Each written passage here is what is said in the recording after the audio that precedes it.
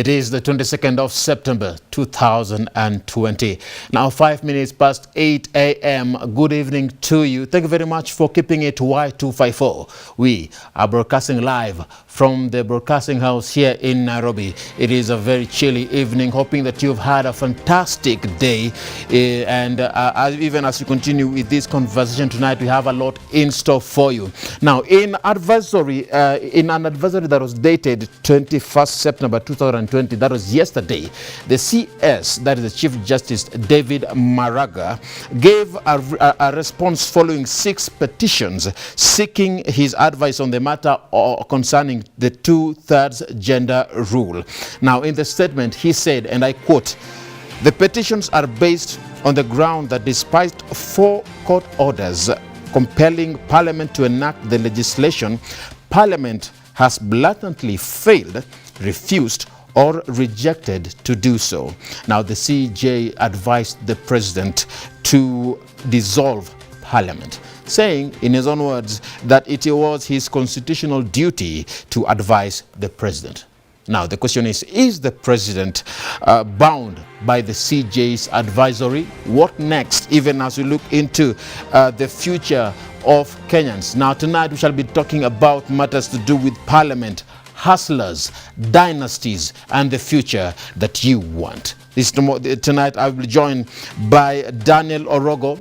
He is a current convener of the Kenya on the Move political think tank, that is a KOM, and the former aspirant of Kibera by-elections and a fellow at the Political Leadership and Governance Program. So Dan is the one who will be joining me in a bit. Anita Kirote who is also on your screen, shall be joining me. Dan, thank you very much for joining me tonight. Now, I'm giving you 2 minutes to address the nation.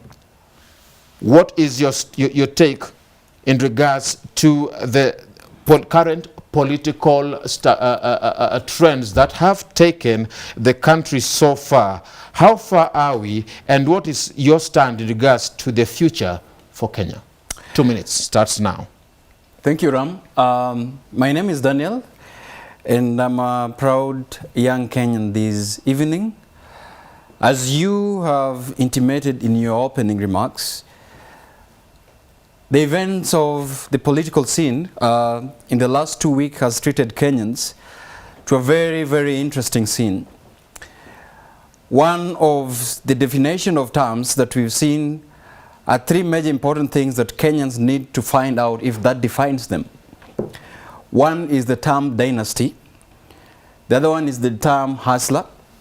And in between, there is a term called conmanship.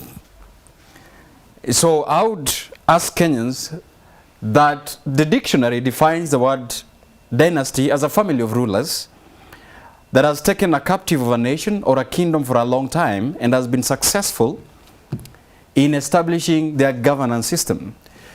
The word hustler, on the other terms, means a person who's achieved and acquired his own means through ways of cheating, lying, and using other means to obtain. The word conmanship is known. So all these words have been treated to a political scene, but the one that remains, that has never defined the word citizenship. Where does the Kenyan ordinary citizen stand? So this is a question that I've been asking myself, that in all this definition, we have not defined the word citizenship. Lastly, we're also looking at the fact that, as a country, the last events that took place yesterday night has to prove to us whether our nation is a nation that practices constitutionalism or whether we believe it or not. All right. So it will be glad that we have an opportunity to discuss this in context and in form tonight. Thank you very much, Dan. You may have your seat there. Now, joining me next is Anita Kirote. She is a political scientist undertaking her master's in public administration at the Kenya School of Government, and also the deputy organizing secretary at Third Way Alliance Party Kenya, and also the youth senate representative of Tharaka Nithi County. Anita? Thank you very much for joining me tonight. Now, I'm giving you 2 minutes to address the nation. Give them your stand. Following the recent trends that have taken place in the country, what is your stand about the future for Kenya? Thank you so much, Ram. I, as Anita Nkirote, would like to remind the young people of Kenya and women that the future is in their hands. The future is in women. The future is in the youth. The future is in our hands. And I'll remind us of Article 1 of the Constitution, which reminds us that we, the people of Kenya, we one nation under God.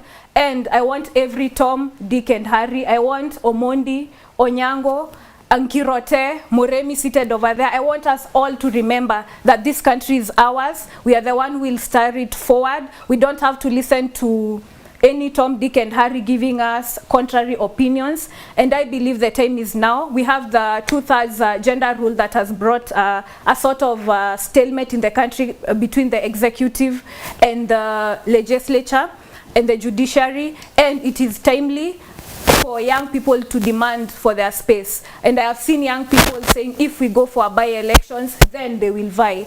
So for me today, I say that the future of the young people is in our hands. And I will even give an example of Zimbabwe. If you remember, Robert Mugabe was removed by his own people, young people, the Youth League of ZANU-PF. So Kenya, young people in political party can take their stand and can give a direction on the way forward in this country. So for me, the future is in the hands of the young people. All right, thank you very much, Anita. You may have your seat. That is their stand tonight. What is your stand? Remember, the hashtag, as always, is the stand KE at Ram Maguko at Y254 channel. That is on Twitter. We are also on Facebook. On our website, we are live at www.y254.co.ke. My name is Ram Maguko, hoping that you will stick with us from now till the day end. The stand starts now.